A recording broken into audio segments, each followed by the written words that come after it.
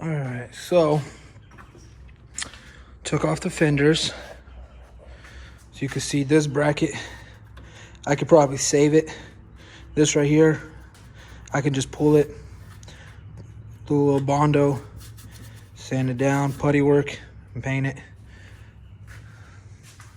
Reinforcement's all good. I'm gonna take all that off right now because I had to take this whole entire plastic reinforcement. Here's the new one. So I'm gonna start taking all this off. On this side, this little tiny bracket was barely bent, just bent it back. It's all straight now. This whole section is perfect. So I'm gonna start working on the whole front end. Then I'll get underneath on the suspension and start working under there. I need the the lock at my house. I don't have it here at the shop for these lug nuts. I don't think the previous owner left it in the car. So let's get to it.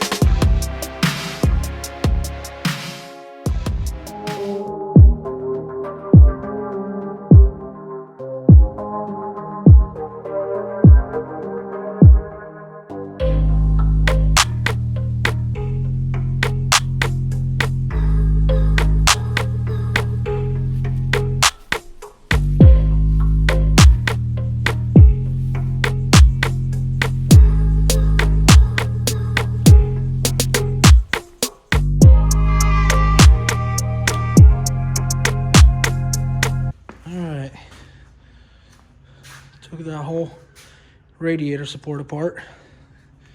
I've already got the new one. I've got a radiator. I've got an AC condenser, so all that I can actually technically put back. But first I'm not going to, because as you can see here, the motor mount is busted. And where it gets bolted up to the, if you can see it right there, to the valve cover, which is right here. This bracket right here is busted. So I got to replace the whole valve cover. So it'll be a lot easier with all this gone. So I'll get that replaced.